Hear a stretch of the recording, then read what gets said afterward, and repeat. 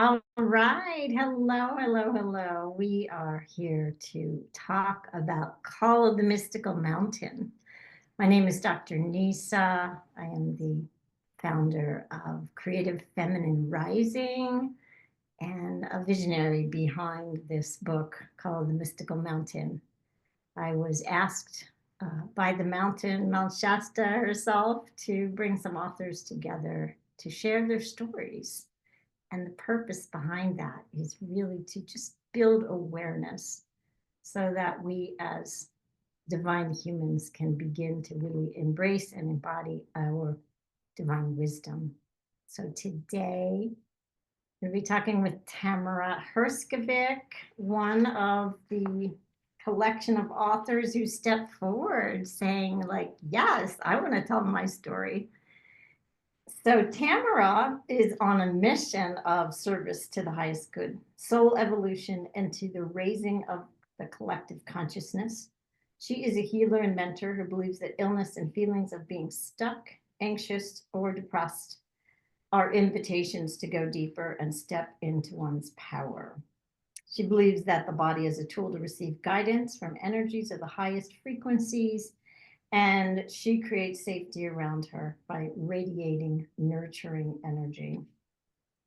So, Tamara, I know you have a pretty interesting background journey throughout your life that ultimately led you to visit Mount Shasta 6 times in 9 months, traveling from the Midwest. And as we've giggled about before, has been each journey took a lot of time to get there because it's not like you just jump on a city airport plane and get there quickly. It's quite a journey. And ultimately, after your many visits in a short period of time, you relocated your entire family to Mount Shasta. Yes. Wow, that's kind of amazing. It's really amazing. And I know for you to do that, you had to give up a lot of things, right? I Yes. know your husband had built a big business in Wisconsin, and yeah, so I'm just super curious to understand more about that journey and what led you to write this book, and move your family. Like, what is it about Mount Shasta that is so compelling for you? Let's start with that question. Well, thank you so much. So it's been quite the journey, as you alluded to. And I think what I want to talk about first is like the resistance that I felt in my body, even to just coming for a visit. Um, the resistance was so big, and it created, the more I ignored it, it created pain in the body. It created discomfort in my mind. It created this deep unsettling feeling.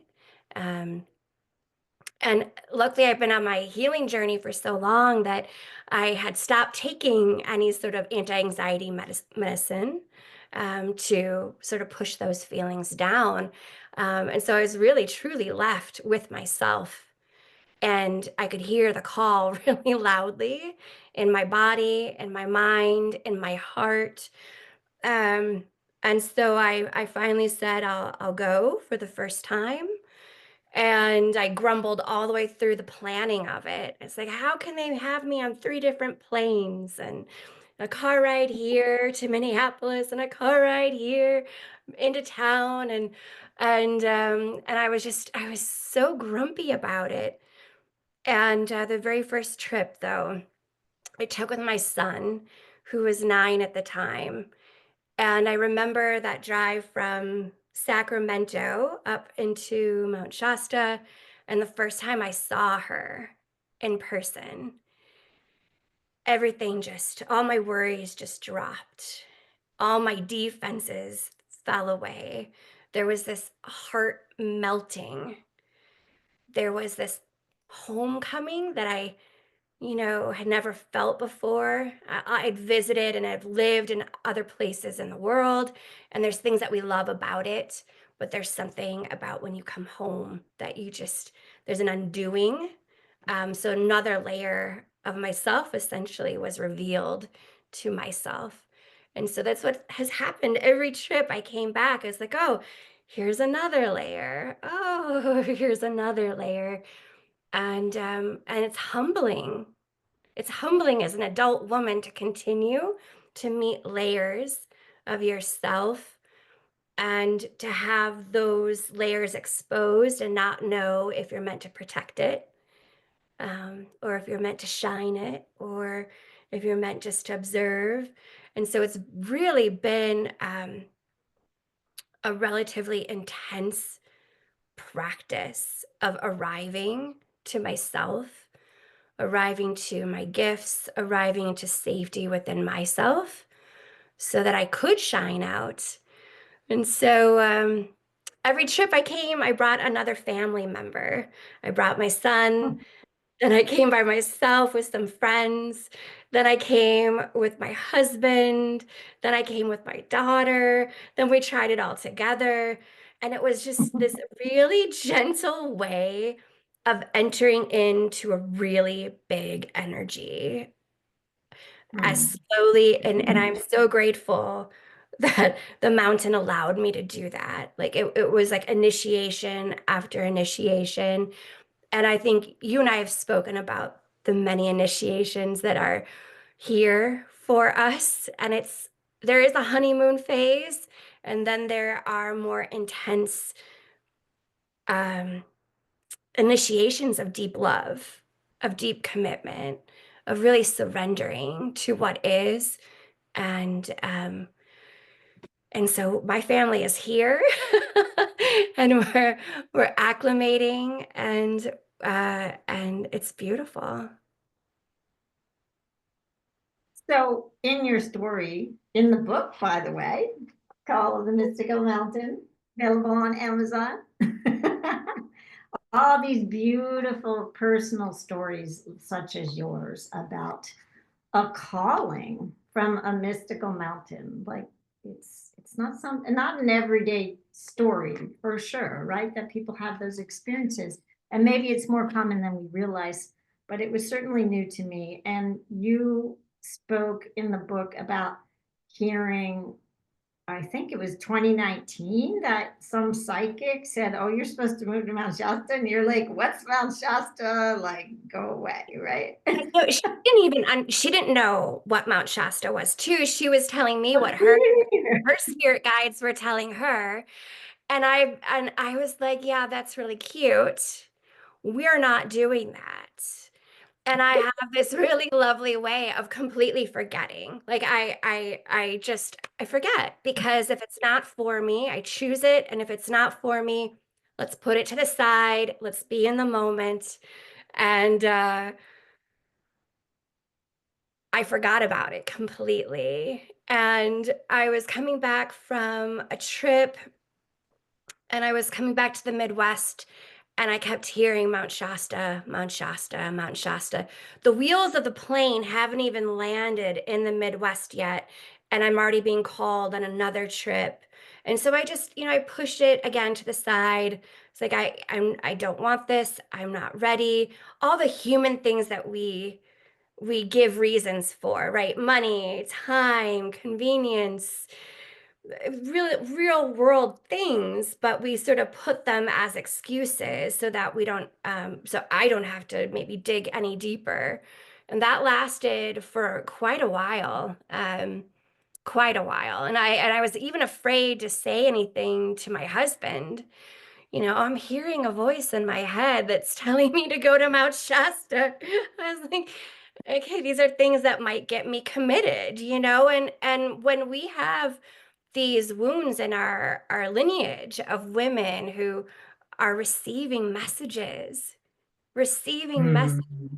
and historically they're either hurt or locked away, or made to feel shame. That was another initiation that I had to go through, is just coming to terms with the information that I am receiving. I'm very comfortable with receiving information from my clients, right, to be in service for others. but to start to be open to receiving it for myself and my family, that was the beginning.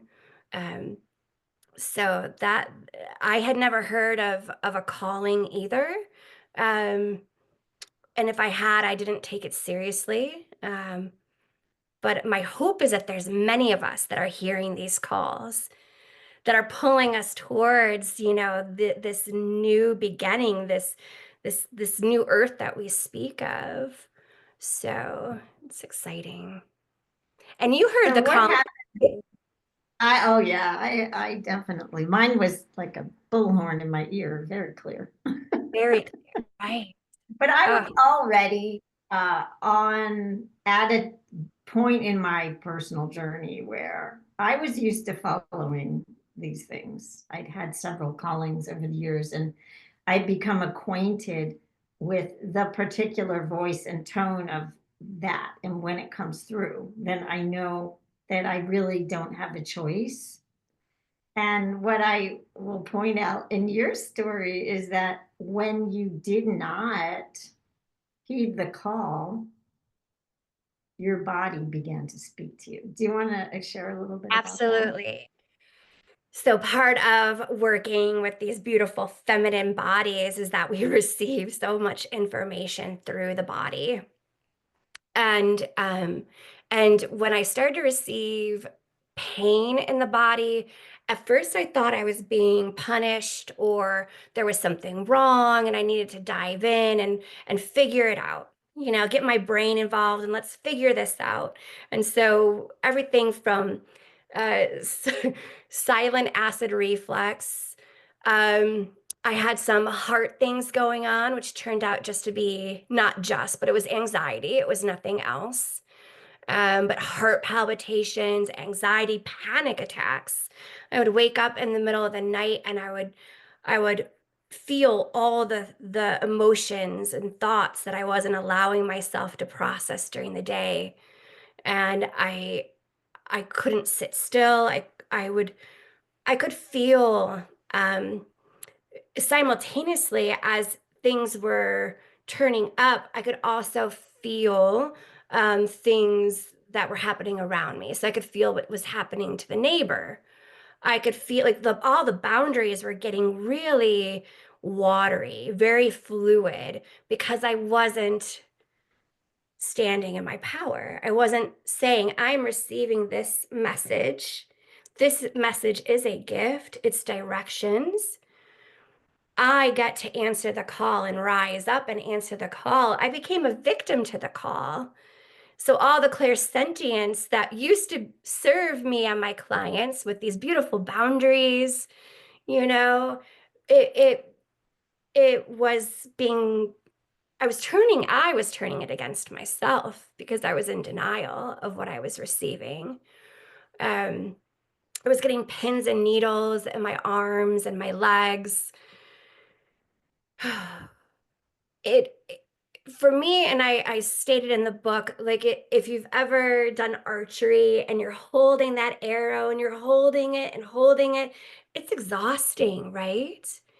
Versus just releasing the arrow, praying that you have it aimed correctly, that you did your work, and just release it and allow everything to flow.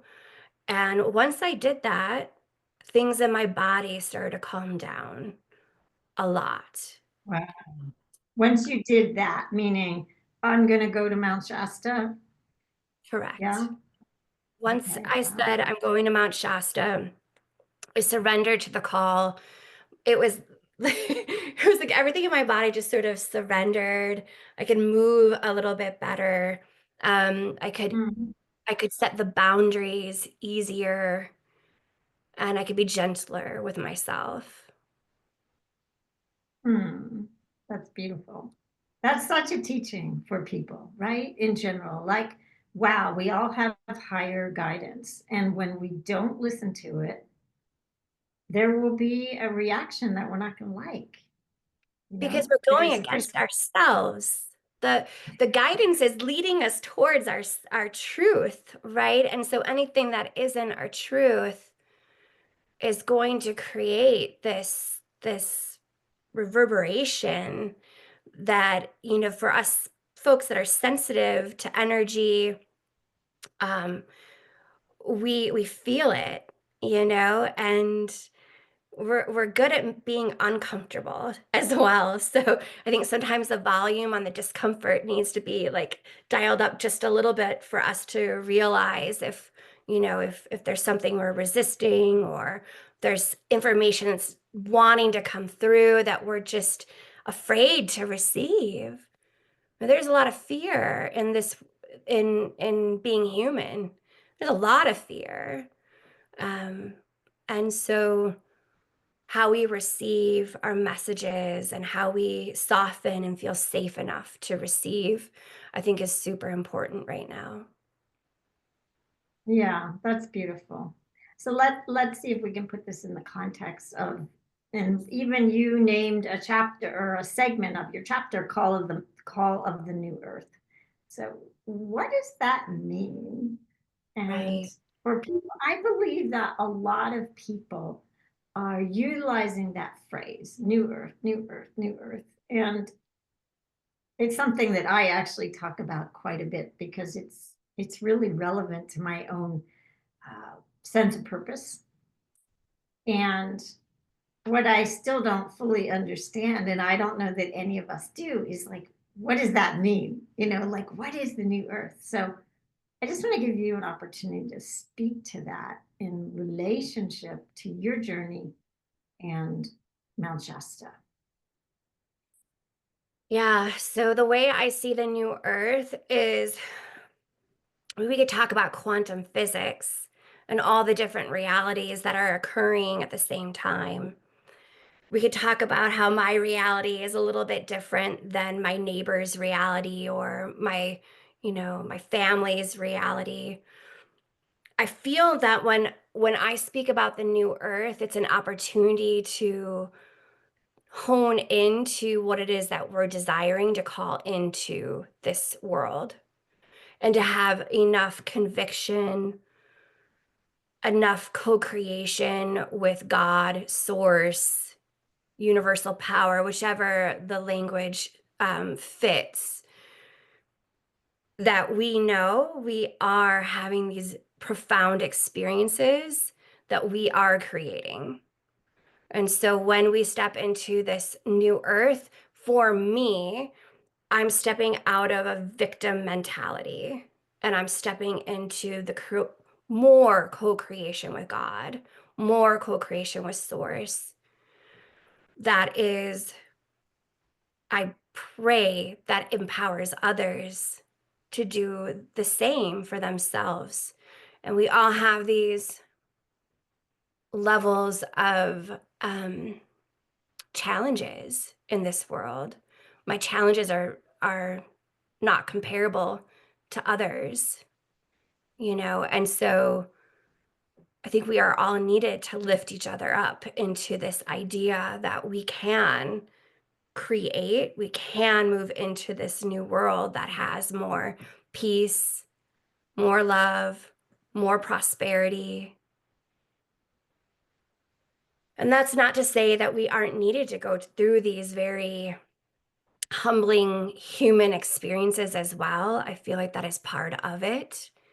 But when I think about the new earth and entering into the new earth, it is breaking down all the things that have held us captive in the ways that we suffer right now and as a Hmm. collective. So it's that's how I summarize it, which is a really generalization. And I'm curious, how are you how are you seeing this new earth? Me, wow. Um, First of all, let me just preface that by saying that Mount Shasta, has a resonance that feels like what the new earth is actually about. And that comes back to what you were speaking of just really heeding this calling that's coming from another place that's not just functioning from the thinking mind.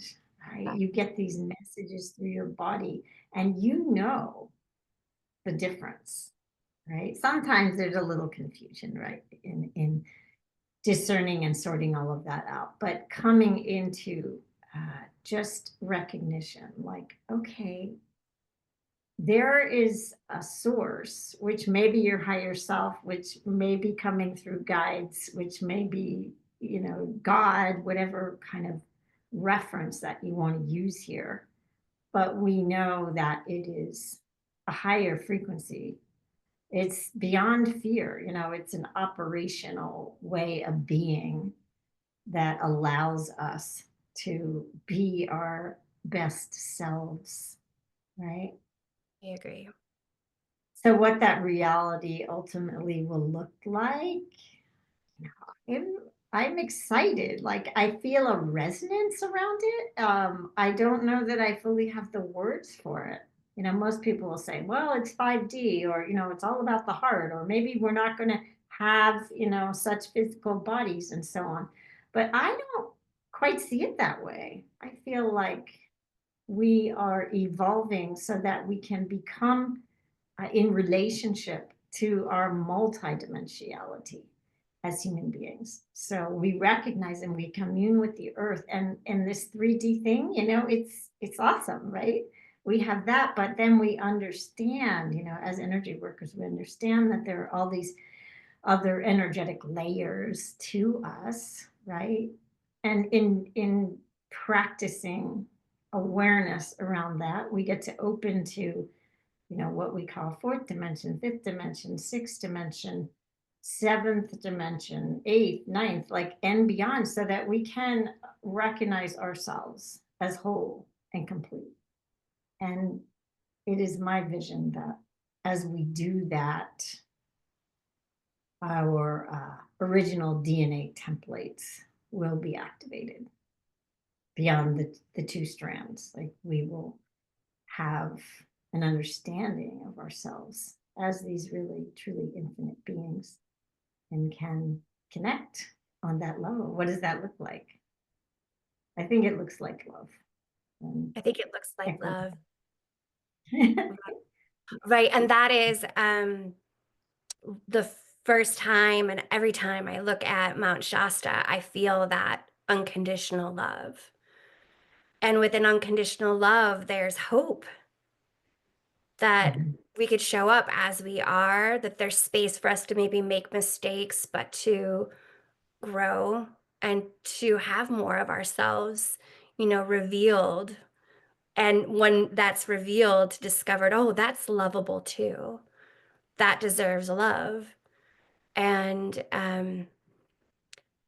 there's that call of the mountain is really beautiful, because I think a lot of us healers are used to receiving certifications. We take our practice seriously and we want to learn, and so we, at least a lot of us begin that way with these certifications. And what I found most surprising about Mount Shasta was that I received upgrades in, more layers of who I am and how I can help others and as a healer. But there was no certification. Like, you go and you receive. How beautiful. That's in our natural state, that we can arrive and receive and take it with us to share and to utilize for ourselves. Like, what a beautiful gift to remember that Mm. we're receiving all the time. And maybe it's only our mental capacity that puts these ceilings on ourselves. So when people come here, I could see them just sort of relax and settle in, and there's a grounding and then there's a lifting at the same time. These dual actions Mm. that we forget about. We might get too in our heads, too lifted up, or maybe too grounded and too heavy. But the mountain here, she really naturally allows us to ground and rise up at the same time. And Hmm. I'm so grateful for it. So grateful. So, what is your sense of why you were asked to move there? Like, that's a big deal. It's one thing to go on a visit, and many people do, but to actually take this next step and move. I know it Yeah, hasn't been that long. it It's been hasn't about been what, that 6 long. It's been a couple of months, and part of me, I'm still, my human mind is reconciling and gets mad about it, like why, you know, um, and years? then there's the other part of me that's, is trying to soften into the magic that's here and the love and to feel safe. And I think that's what it is. For me, I've always felt really different. And I wanted to hide that I felt different. And I wanted to hide my gifts and focus on other people, or get involved in the drama instead of just being myself. And so I Mm, feel that this life for me is about knowing that it's safe to be myself. Not only is it safe, mm, but it's needed. My daughter needs to see that it's needed so that she understands that she's holding, this divine feminine energy, this magic that she's holding is needed in the world. So that my son can mm, feel that his magic is needed. And so I believe that I'm here so that I can finally arrive in that energy of being myself, of of of offering what I offer and being okay that if it's not for everybody, it's okay. So I think that is why I'm here. And then there's also that piece of just anchoring in the love, anchoring in more of that love for her, for the earth. Oh, it's so needed. It's so needed. mm, mhm. Yeah, I love what you're saying right now about this permission to just be you. Right. I feel like we've been living in a culture that is so performance driven, right? Like, oh, if you do this, then you're a good girl. And then if you do this, you're like, you're a successful man in the world, or whatever it is. There's all these parameters that tend to diminish that deeper sense of just being okay who you are, how you are, with your natural affinities and gifts that you have to bring, right? And Right. healers traditionally haven't been, rewarded for that very much anyway. But it's something that's really been on my mind around this concept of just kind of being, because I also recently moved, so I'm going through some of a process of just like acclimating and connecting to the environment and realizing that this land is like Mount Shasta.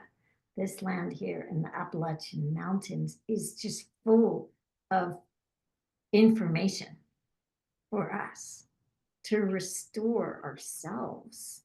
Not only, and then when we do that, obviously there's a ripple effect, right? And that affects other people as well. But just this idea of like, it's okay to just be, that you have value simply because you exist. Absolutely. And that the other thing that has been coming up is like the illusion of safety, right? There's a lot of us that operate to stay safe. Um, and the the truth of the matter is that, the safety is within ourselves. It's within our souls, it's our connection with our guides. Like that's we could we aren't safe in these ways that our minds want us to be, our physical bodies to be. And so there's a lot of limitations that we place on ourselves so that we stay safe. But then there leaves so much life unlived, so much unlived just by being with that open heart. We're still using our minds. Our mind still says when things are hot, don't touch, and when things are, too dangerous. But how much have we really closed off our hearts because Mm. out of fear of remaining safe? And so I think that's the other reason that we're here, is just to remember that we're here to play. We're here to experience life through the body, right? That 3D body, to experience as much as we can. And then the rest of it really is we have to tune in and find out why, as individuals, we're here. Mm. And that's a lot of work. That's so much work. It's much easier to turn Yeah. on Netflix, right? Yeah, sure. Absolutely easier. Um, huh. I'm just taking all of this in and reflecting on, the work. Like maybe it doesn't have to be hard. Maybe, I yeah. understand that many of us have been doing a lot of, over the years and generations. Yeah, and But what if it doesn't have to be hard? What if you just say yes to move to Mount Shasta, or, yes to whatever this natural inclination is inside of you? right, and have trust and have that faith and build that faith more. Because here's the thing, like the shadow work will appear. We don't have to go chasing for it. The amount of heartache that I experienced moving here, has just been next level Mm. heartache. Mm. And just Mhm. knowing that we grow in both directions. So the more that I'm able to process and hold and just observe the heartache. Well, we think about the Grinch when I, like the heart grows and stretches in both directions. So I know that I'm doing the work to hold that much love and capacity for joy, pleasure, just both extremes we get to hold. um, but it does take a lot of faith, a lot of faith. Okay. um, yeah, I really appreciate the time we've spent together. And the Yeah. book is going to be available soon. It's available for electronic reading on Amazon, but soon. I love holding books. I'm not much of Yeah. an I love e-reader. books. Yeah. Yeah, there it is. Anyway, all right. Well, many blessings, and thank you for the conversation. I look forward to seeing you in Mount Shasta one of these days soon. So good. Thank All you. right.